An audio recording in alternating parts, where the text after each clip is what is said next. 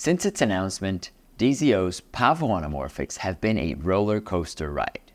They got a ton of flack right out of the gate because of the pincushion distortion demonstrated by the demo units at various trade shows since April.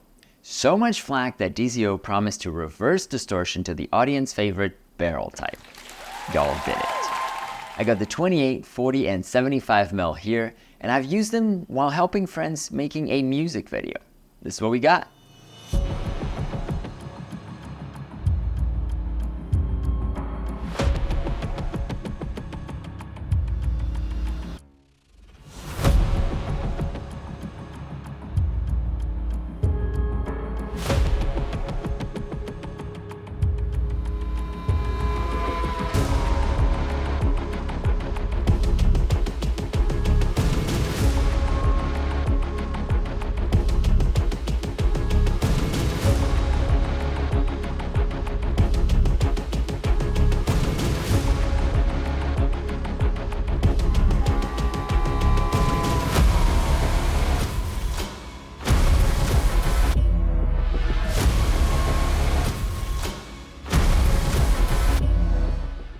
Looking at all the features offered by the PAVOs, I might actually have found what I've been looking for. The full set has 6 focal lengths, 28, 32, 40, 55, 75, and 100mm, T2.1, save for the 100mm which is T2.4, all with constant 2x squeeze and Super 35 coverage with a generous 31.5mm image circle.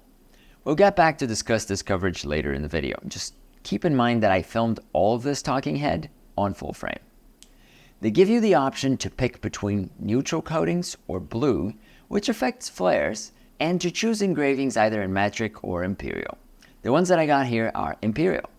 Last, the PAVOs come in PL mount, which can be swapped by the users to EF mount, also included in the kit.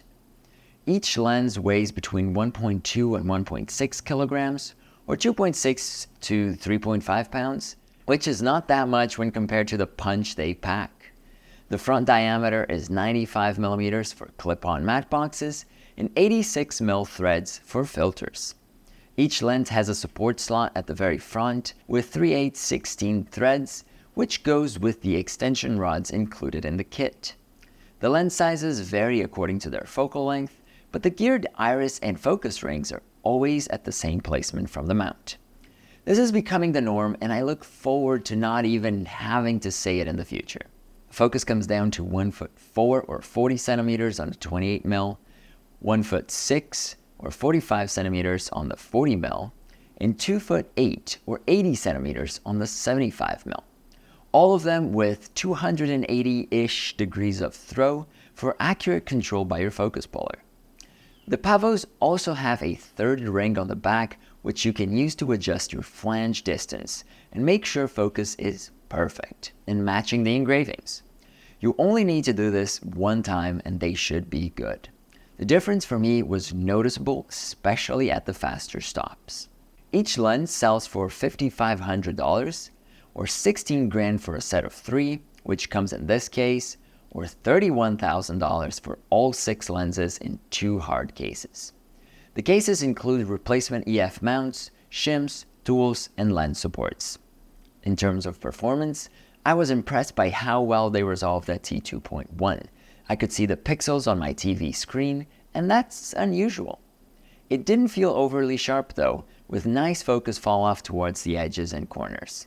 Chromatic aberration is a little noticeable on the out of focus areas on the fastest stops, but it cleans up as we stop down. Performance was consistent through the 3 lenses I have, and just to be weird, I also filmed these tests in full frame. We can see the image doesn't cover the entire thing, but if we crop this to 2.39:1 delivery, we got minimal dark corners, which can be cropped with a 5 to 10% upscale. By looking at the full frame results, we see intense light fall off from the center, especially at the faster stops. That gets better as we stop it down, but also I'm not using the lenses as intended, right? For distortion, DZO delivered it. The 28mm features a pretty pleasing barrel distortion, which doesn't give me vertigo on a pan. The 40mm shows a little bit less, and the 75mm is almost flat. Honestly, you don't need barrel distortion at 75mm. Do it in post if you must. I chose to test the lenses with neutral coatings, meaning they'll pick up the light source's color for the flares. Since the JDC video, I've grown tired of not finding a pleasing flare, but this is solid and I'm sold. They're not overpowering to wash the whole image, but are visible enough to make a difference. I'm over blue flares, at least for a little bit, and curious to see how this change of coatings will reflect in my future work. I have been kind of embarrassed to say the Viltrox were my top pick for the last year or so. They're great lenses, don't get me wrong, but this has a lot more soul. Squeeze. Still keeping it clean and consistent enough to my liking. The flares are nice, the bokeh is beautiful, I like how they breathe, only expanding horizontally. The minimum focus on the 28 and 40mm is impressive. The construction is solid, and we check out on all cinema standards. We even have filter threads. The huge image circle gives perfect coverage at Super 35, and if I want to push it hard, I can do full frame with 1 or 2 tweaks in post-production. Being able to adjust the flange distance without disassembling the lens is a big deal. We started seeing this with Laowa's Proteus, and I love having it here. It makes even more sense since you can swap between PL and EF mounts, eliminating the stressful parts of adjusting shims and constantly opening the back of the lens. I think this is it for me. It's going to be a while until I feel I need something different. For now, a bet. The first comment is going to say, I only wish the body was all black. What are your thoughts on the DZO's PAVOs? Am I tripping here, or have we finally gotten to a set of lenses that over-delivers at a competitive price point? I look forward to reading your thoughts in the comments. Thank you for hanging out, and I'll see you soon. Chita Fadings, out.